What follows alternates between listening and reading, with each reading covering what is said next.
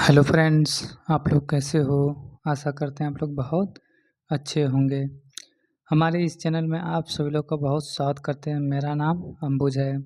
अगर आप भी यूपी ट्रिपल एससी पेट की तैयारी कर रहे हैं तो ये वीडियो आपके लिए ही इम्पोर्टेंट रहने वाली, क्योंकि इस वीडियो में हम आपको बताने वाले हैं यूपी ट्रिपल एससी पेट के प्रीवियस ईयर के क्वेश्चनों को। इस वीडियो में हम आपको बताने वाले हैं और आपको समझाते चलेंगे कि कैसे कैसे क्वेश्चन प्रीवियस ईयर पेपर में पूछेंगे। ये जो क्वेश्चन हम करा रहे हैं ये 2022 के प्रीवियस ईयर क्वेश्चनों के रूप में पूछे गए थे। तो चलिए वीडियो को जल्दी से शुरुआत करते हैं। अगर आप हमारे चैनल पर नए हो तो चैनल को सब्सक्राइब कर लीजिए, बेल आइकन घंटी को अवश्य दबा दीजिएगा। तो जैसा कि पहला क्वेश्चन क्या पूछा, मतलब इसके पहले हम 1 से 15 तक के क्वेश्चन को हम अपलोड कर चुके हैं। अगर आप लोगों ने नहीं देखा तो उसको देख लीजिएगा। फिर इसके बाद हम लोग 16 नंबर से 30 नंबर तक के क्वेश्चनों को हम इसमें कवर करेंगे।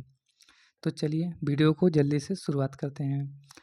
इसमें दिया गया है कि स्थिरता के साथ विकास के उद्देश्य से निम्नलिखित में से कौन सी योजना शुरू की गई थी। कि स्थिरता भी हो, स्थिरता के साथ विकास की योजना पंचवर्षीय योजना कब मतलब पंचवर्षीय योजना शुरू की गई थी, तो यह हो जाएगा चौथे क्रम की थी। ठीक, जो चौथे क्रम की योजना थी स्थिरता के साथ विकास की योजना मानी जाती है।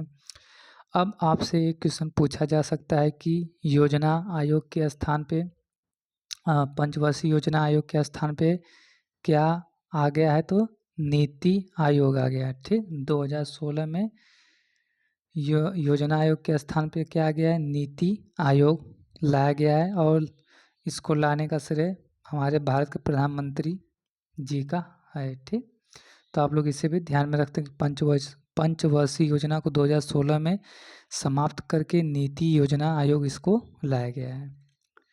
चलिए बढ़ते हैं अगले क्वेश्चन की तरफ। अगला क्वेश्चन क्या दिया गया, 17वें नंबर पर पूछा जा रहा है कि निम्नलिखित में से किस में व्यक्तियों या व्यक्तियों के समूह को स्वामित्व वाले व्यवसाय को शामिल किया गया है। कि स्वामित्व वाले व्यवसाय को किस व्यक्तियों को शामिल किया गया है, तो निजी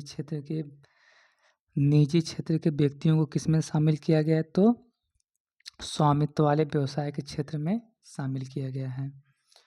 अब इसमें अगला क्वेश्चन क्या दिया गया है, तो अगला क्वेश्चन देखिए 18वें नंबर पर पूछा गया है कि निम्नलिखित में से किसे भारत में हरित क्रांति का जनक कहा जाता है। कि भारत में हरित क्रांति का जनक किसे माना जाता है, तो एम.एस. स्वामीनाथन जी को भारत में हरित क्रांति का जनक एम.एस. स्वामीनाथन जी को माना जाता है। यह क्रांति कब हुई, तो 1966 और 67 में। 1966 और 67 में हरित क्रांति शुरुआत हुई और इसके जनक किसके माने जाते हैं, तो एम.एस. स्वामीनाथन जी को माना जाता है। चीज़ों को बस केवल समझते चले जाना है, इसमें कोई रटने वाली बात नहीं है। ठीक, आप लोग बस केवल चीज़ों को समझते चलिए। दिया है निम्नलिखित में से किस अधिनियम ने बैंकों के राष्ट्रीयकरण के लिए शर्तें निर्धारित की, तो कौन सी बैंक हो जाएगी, तो बैंकिंग कंपनी उपक्रमों का अधिग्रहण और हस्तांतरण अधिनियम 1970 में। ठीक, तो इस 1900 जब यह अधिनियम आए तो उसमें बैंकों को क्या कर दिया गया, बैंकों का राष्ट्रीयकरण कर दिया गया है। कि राष्ट्रीयकरण का मतलब उसमें कुछ बैंक की छोटी छोटी को बड़े बैंकों से जोड़ दिया गया और उसके प्रमुख राष्ट्रीयकरण भी उसमें जोड़ दिया गया था। चलिए बढ़ते हैं अगले क्वेश्चन की तरफ। अगला क्वेश्चन क्या दिया गया है, तो अगला क्वेश्चन जैसा कि आप सभी लोग स्क्रीन पर दिखाई दे रहा होगा 20 नंबर में, इसमें पूछा जा रहा है कि 1991 में नई आर्थिक नीति एनआईपी के तहत उदारीकरण और निजीकरण की पहल का प्राथमिक परिणाम निम्नलिखित में से कौन सा था, तो उस समय की एनआईपी का उदारीकरण का प्राथमिक कौन सा था, तो हो जाएगा वैश्वीकरण नीति जो प्राथमिक मानी जाती है। ठीक, चलिए बढ़ते हैं अगले क्वेश्चन की तरफ। अगला क्वेश्चन क्या दिया गया है? तो अगला क्वेश्चन देखिए, ये पॉलिटी से क्वेश्चन पूछा गया है। पॉलिटी से क्या पूछा गया है? तो निम्नलिखित में से कौन सी भारतीय संविधान की मुख्य विशेषता नहीं है? तो ये ऑप्शन में दिया रहा होगा, तो जो विशेषता रही होगी वो ऑप्शन में दिया रहा होगा, मगर जो नहीं इसका नहीं पूछा था नेगेटिव आंसर, तो ये द्विस्तरीय सरकार इसकी विशेषता नहीं है। आप इसके 4 ऑप्शन से पता चलेगा। फिलहाल में इस क्वेश्चन को हम छोड़ देते हैं, क्योंकि ये ऑप्शन से ही पता चल पाएगा। अब देखिए यहाँ पर फिर एक संविधान से क्वेश्चन पॉलिटी से पूछा गया है कि भारतीय संविधान के लिए डीपीएसपी राज्य नीति निर्देशक तत्व निम्नलिखित में से किस संविधान से प्रेरित है? कि डीपीएसपी राज्य के नीति निर्देशक तत्व पहले सबसे पहले ये भाग 4 से संबंधित हो जाएगा।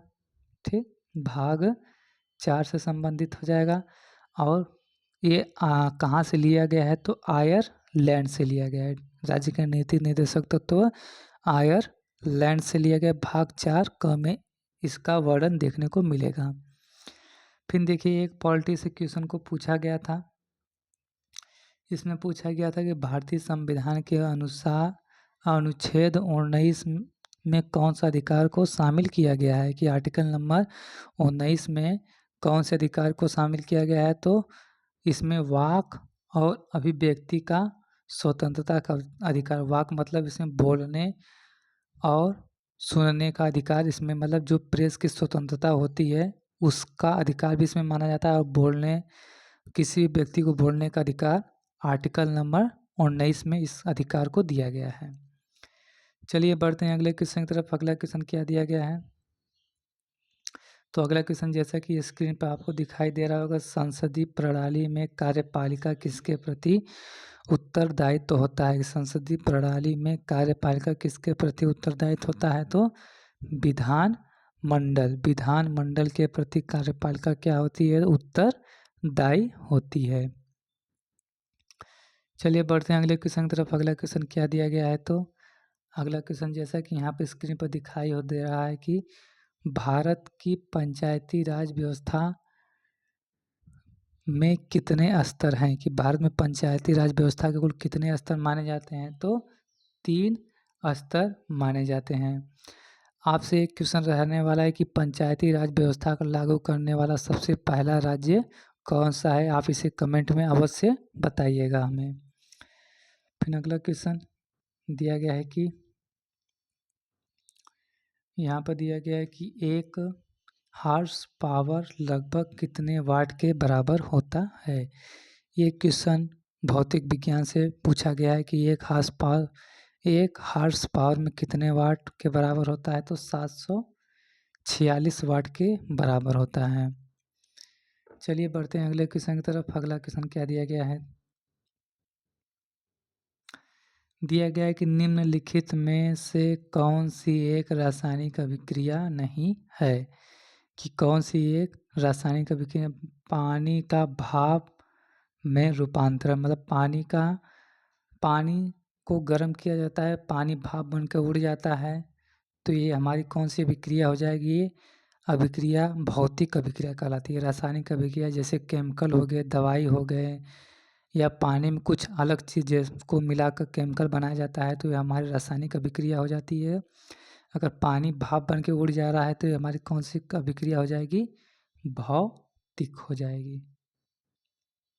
ठीक है, तो भौतिक अभिक्रिया के नाम से इसे जानेंगे हम लोग। चलिए हमारा 2-3 क्वेश्चन और बच रहा है, उसको भी जल्दी से ख़त्म कर देते हैं। अब इसमें दिया गया है कि पायरिया निम्न में से किसका रोग है? पायरिया जो रोग होता है किससे संबंधित होता है? तो मसूड़ों से संबंधित होता है। अगर आप खट्टे पदार्थ नहीं खाते हैं तो कौन सा आपका रोग हो जाएगा? दांतों में पायरिया रोग हो जाएगा। और पायरिया रोग में दांतों से क्या होता है? तो दांतों से हमेशा ब्लड यानी कि हमेशा खून निकलता रहता है, तो ये बीमारी किससे संबंधित हो जाएगी? पायरिया से हो जाएगी। खट्टे पदार्थ आपको जैसे नींबू, आंवला, संतरा और आमला इत्यादि जैसे खट्टे पदार्थ होंगे तो हमें अधिक से अधिक सेवन करने से क्या होता है कि हमें पायरिया की बीमारी नहीं होती और हमारे मुंह से खून यानी ब्लड बिल्कुल नहीं निकलता है। चलिए 2 क्वेश्चन और बचते हैं, उसको भी जल्दी से ख़त्म कर देते हैं। अब यहाँ पर 2 क्वेश्चन और दिया गया है कि फ्लोएम एक उत्तक है जो निम्न में से किसमें पाया जाता है? कि फ्लोएम एक प्रकार का उत्तक है तो किसमें पाया जाता है? तो पौधों में।